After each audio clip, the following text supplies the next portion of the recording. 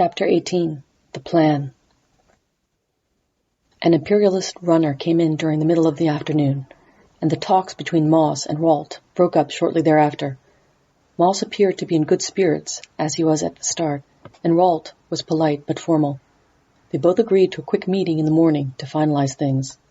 Sir Wight's expression hardened as they left the village, though, and headed back to the farmhouse. Fabrizio made a few idle comments, but Wight seemed lost in thought.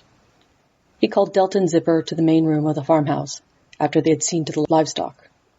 There was a book on the table before him, and he looked troubled. "Did you find anything out from the troopers?" he asked, without preamble. "We mostly gossiped about the battle," said Delta.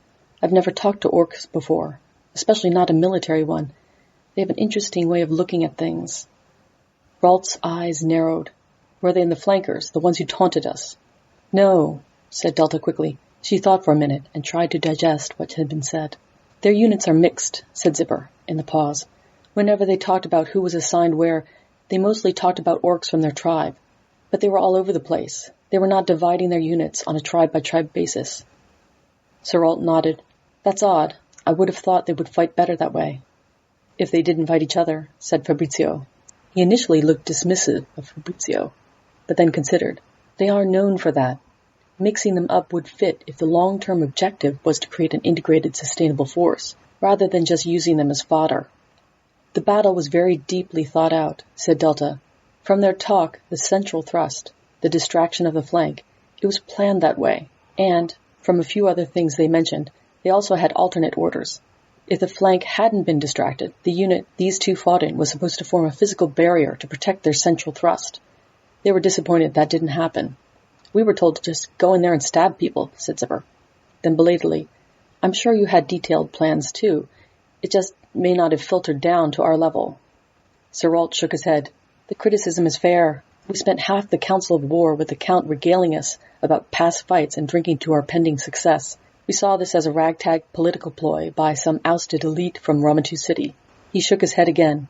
Then he looked up in the direction of the barn.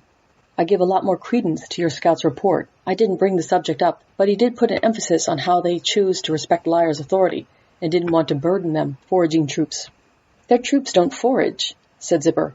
"Yeah, I know. That makes no sense. All troops, everywhere, raid the countryside for food. An army marches on its belly and all that. Fault me as much as you want for being very food-focused, but I got a good look at the kitchen in their camp. Chef was pulling stuff out of organized crates and had access to some hellish spices. I don't know where he got it from, but it didn't come from the Claris countryside." Sir Wight rubbed his chin and muttered to himself, "If they have no troops here, why would he go out of his way to say they have no troops here? Did he know we had scouted? Did he assume we had scouted?" "Sir?" asked Delta. "Was there anything else he knew that he shouldn't have known?" Sir Wight considered. "Maybe. He did refer to the Countess's tender years." "Tender years?" asked Zipper. "She's 12, said Sir Wight resignedly. "We've been quiet about that, but it may be that they have just very good spies, and," muttering to himself, "or very well-paid informants." "Or he may have read your mind," said Delta. Sir Wight looked surprised. "That man was a mage. He may have dressed like a constable, or whatever, but you don't need a pointy hat and stars to be a mage. He certainly had access to magic." She leaned forward. "That translation spell. It captured the intent of what the person said. It didn't change the words at all. That's messing with your mind. I don't know anything about magic, but if you can do that, it shouldn't be too hard to read minds." The man tapped the book. "They certainly have some form of magic communication. This book comes from their general's personal library. It is a work on heraldry, with his personal notes in it. He's loaning it to the Countess because of her interest. Either they are very, very good spies, and a sense of drama, or he had to inform them during the meeting to get their runner here by this afternoon." "This is a feint," said Sir Wight suddenly. "If this man is as serious as his battle planning is, why would he bother with Montahouse at all? I thought we were playing for time. Now I think he is playing for time. If everyone thinks he's moving through Lyre towards Montahouse, then he must be moving somewhere else." "That would be south," said Delta. "He came from the north, and there's only swamps and lake to the west.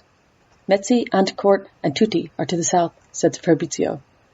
"But their armies aren't as mighty as Montahouse. Why would he leave us at his back to fight them?"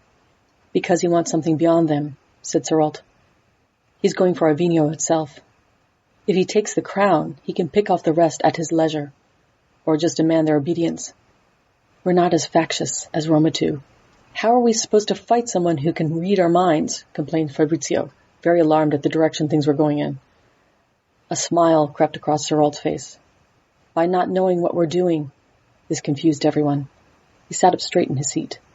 Captain Delta, you have proven yourself a sharp thinker capable of reasoned analysis and planning. Sir, said Delta with some worry, we have defined the problem. This upstart is aiming to take the throne of Avenio. People must be warned, and we must do our best to stop him. I charge you with determining the best plan and enacting it to the best of your ability, and to not inform me or anyone that might be in contact with the Imperialists of what the details are. Sir, said Delta, quite concerned. Fabrizio, the money bag, commanded Sir Rolt. Sir? Said Fabrizio with some reluctance. After a glare, he got it out. After checking it briefly, Sir Rolt tossed it to Delta. Fabrizio's eyes followed it hungrily. Spend what you need to achieve this cause. Pay yourselves a respectable fee as long as you can pursue this, and when you have done what you can, return anything that is left to my estate at your convenience. He smiled and nodded at her. Should you ever consider leaving the mercenary business, be it known that you, or any of your company, have an open offer of employment as a retainer to me, or at least I am more than welcome to write a letter of reference to your excellence. Delta swallowed hard. I'm not sure, sir. Of course you aren't, said Sir Rolt. Modesty makes far better decision-making. But I am sure. Go now. Do not speak to me further, so I can't reveal any more. Delta got up, a bit in shock. Zipper followed too, eyes mostly on the purse. They both saluted and left. Sky, Father above, swore Zipper. How much is in there? They had gone back to the barn, and Delta stood there lost in thought. What are we going to do? Delta closed her eyes and tried to envisage a map she once saw. Head south.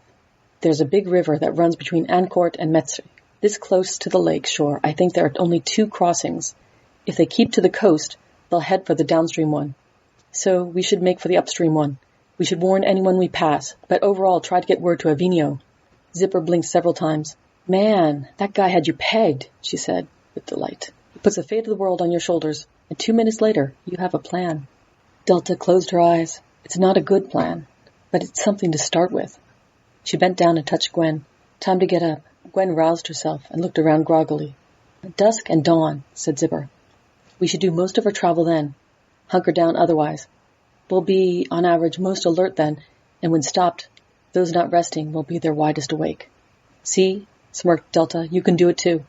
Especially when it involved meal times. Hey, protested Zipper. My stomach proved extremely useful back there.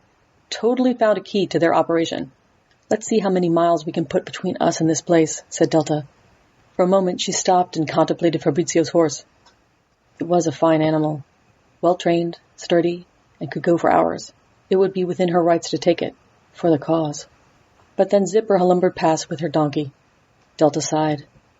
That was the bottleneck. Having her own bit of fine horseflesh wouldn't help there. There was no point in intentionally pissing off Fabrizio. She started to saddle the horse she had been given.